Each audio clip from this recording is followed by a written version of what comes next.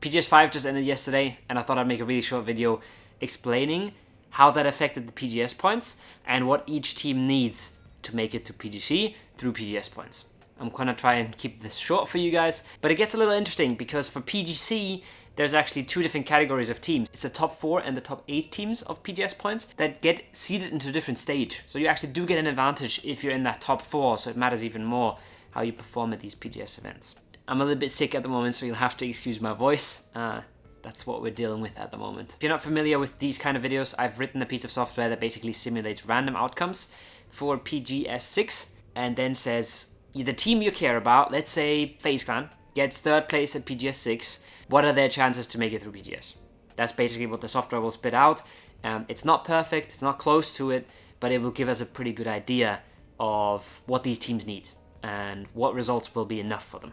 To sort of check back a little bit on how good these random calculations actually turn out in practice, I want to have a very quick look at the results from my last video, which was the PEC and PAS video, just to sort of double check how well this thing really works, so we're not wasting your time here. I checked the top teams in PEC fall and calculated the difference in percentage that my software calculated and the actual outcome. So the actual outcome is either qualified or not, so 100% or 0, and then you can see the calculated percentage.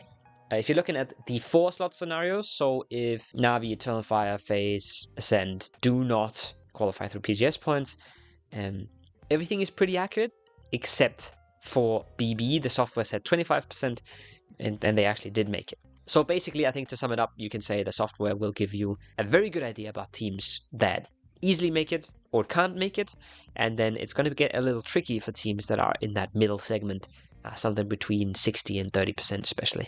Once we turn our attention over to the PGS results, there's a ton of numbers here, so I'm going to try and go through them and explain them a little bit.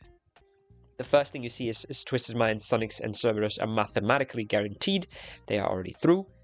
And then when you look at Na'Vi and Pero behind them, they're not mathematically guaranteed. There is scenarios where they do not make it, but those scenarios are very edge case and are quite unlikely. So when you see 100% here, that is not bold. That means it's rounded up to 100%.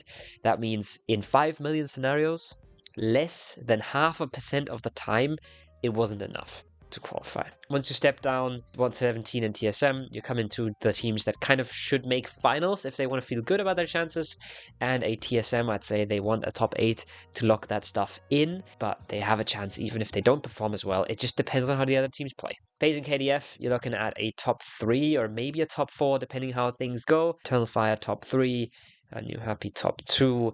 And then when you go further down the list, you see a whole lot of teams that have to win the event. Similar to the regional tournaments here, the cutoff from 1st to 2nd is massive, and that means 2nd place doesn't do anything for a lot of teams, but 1st place instantly qualifies them. E-Arena is a bit of an edge case. E-Arena has, according to the software, an 11% chance to make it, even though they do not play the event, because they are still in a qualifying slot at this point. What they need is the teams ahead of them to score points, and the teams behind them to not score enough points. It's not looking good at the moment, but if the top teams perform like they have been performing in the past, then there is still a reasonable chance that they do go to PGC. Before we talk about which teams might make the top 4 in PGS points, quick reminder why it matters. You get seeded into different stages of PGC based on where you land on this leaderboard. So the top 4 get invited to the first circuit final.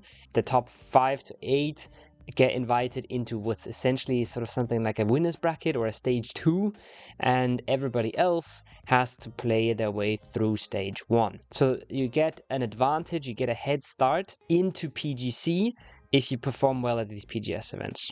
First thing you see, we're looking at the data, is Twisted Minds and Sonics are already guaranteed in that top 4, no matter what happens.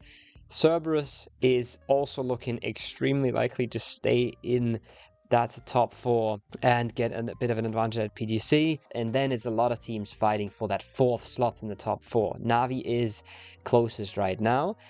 But because the difference between 1st and 2nd is so big, of win in PGS6 is so big, even a New Happy could claim their spot if they do win PGS6, or Eternal Fire especially, they're a little bit closer. They could easily lock it in with a win. Next thing you see is that obviously Arena, but also a lot of the 0 pointers and teams with low amounts of PGS points cannot make it.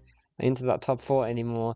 And then for teams like Daytrade, GNL, Tiamba, it's unlikely. What they have to rely on is teams like Navi and Pero bombing out, and then they themselves have to win the event. Hope you guys enjoyed that video. I am currently trying to set up a Hot Drop episode live here from Bangkok.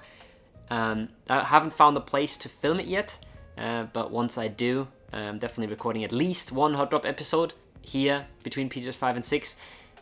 So stay tuned for that.